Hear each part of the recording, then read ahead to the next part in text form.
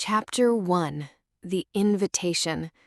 The phone buzzed on my desk, glowing with a name I hadn't seen in months. Mom. Her voice was warm, almost too warm, like honey dripping over thorns. "Emma, darling, come home for dinner. It's been ages since we've all been together." My heart skipped. For years, I'd craved a real family moment, something to stitch together the distance between us. I'm 32, a graphic designer in Seattle, always buried in deadlines and sketches. My family, mom, dad, my older sister Clara, and my younger brother Ethan, lived in Portland, a few hours away. I'd built my life apart from them, tired of their endless demands. But that call, it sparked a tiny flame of hope. Maybe this time, they wanted me, not my money. I packed a bag, canceled a client meeting, and drove through the misty evening, the city lights fading into the dark Oregon woods. Little did I know, I was driving straight into a betrayal that would change everything. Chapter 2. The Dinner Trap. I stepped into the dining room, the smell of roasted chicken and garlic filling the air. The table was set with Mom's best china, candles flickering like they were hiding secrets. Clara, with her long blonde hair and sharp green eyes, smirked as she sipped her wine. Ethan, his curly brown hair messy as always, leaned back in his chair, his grin too smug for comfort. Mom and Dad sat at the head of the table, their smiles tight. "Emma, so glad you made it," Mom said, her voice syrupy. I smiled back, but my stomach twisted. Something was off. We ate, made small talk, but the air felt heavy, like a storm was brewing. Then Clara set her glass down, her eyes glinting. "Emma, we need to talk about the will." My fork froze mid-air. "The will?" I asked, my voice barely steady. Dad cleared his throat. "Your mother and I have decided everything. The house, the cabin in Bend, our savings, goes to Clara and Ethan." My heart stopped. "What?" I whispered, my eyes darting to Mom, praying it was a mistake. She avoided my gaze. Ethan chuckled. "You've got your fancy job, Emma. You don't need it. We do." I forced a laugh, bitter and sharp. "Need it? Clara, you've been finding yourself for years.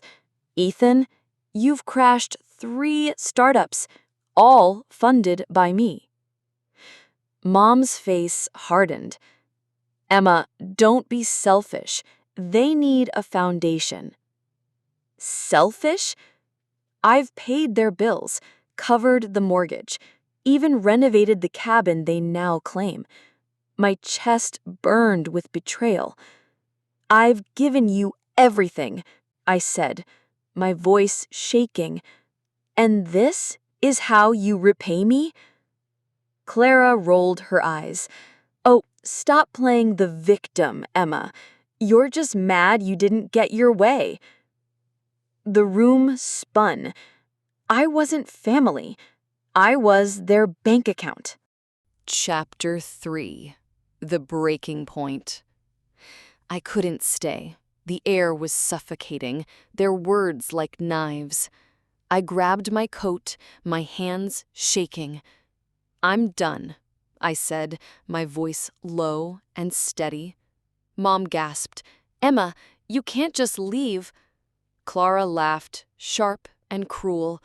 "You're so dramatic." Ethan shrugged. "You'll come crawling back."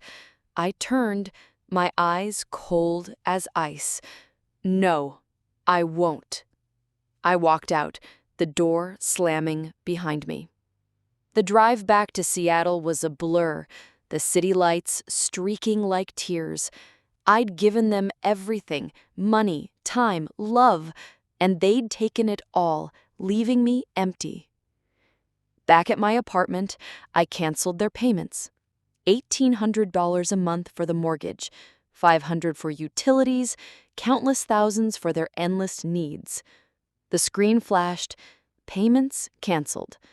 A weight lifted off my chest. I was free. But freedom comes at a price. The next morning, my phone exploded with calls. Mom, Dad, Clara, Ethan. I ignored them all. Their voicemails were venomous. "You're selfish, Emma. You're tearing us apart." I laughed, bitter and cold. They weren't family. They were leeches. Chapter 4. The Retaliation. 3 weeks of silence. I thought I'd won. I was wrong. Friday afternoon, my phone buzzed with a text from Mom. "Family meeting, 7 p.m., Portland. Be there." An ambush, not a meeting. I went anyway, hoping for a miracle. The house felt like a cage. Clara's smug grin, Ethan's lazy slouch, Mom's fake tears, Dad's stern frown. They demanded I resume payments. "You're selfish, Emma," Clara hissed. "You owe us." I stood, my voice like steel. "I owe you nothing." I left, their shouts echoing behind me. Back home, I froze. My apartment door was sealed with thick, hardened, expanding foam. Vandalism. I checked my security app, Ethan's smirking face, a gray hoodie, and a can of foam. My blood boiled. I called the police, showed them the footage. "File a complaint?" the officer asked. "Yes," I said, my voice ice cold. "He's not my brother anymore." Chapter 5. The Truth Sets Me Free. They paid $33,000 to fix my door, but it wasn't about the money. It was about accountability. They didn't stop, though. Aunts, uncles, cousins, messages flooded in calling me heartless, greedy, cruel. Mom had spun a lie. Emma abandoned us, left us homeless. Lies. I'd paid their way for years. Mortgage, bills, Clara's spa days, Ethan's failed ventures. I was done being their ATM. I posted the truth on Facebook. I gave them everything. They gave me nothing but betrayal. The post went viral. Support, hate, it all poured in. I didn't care. Mom called, furious. "You're ruining us." I smiled.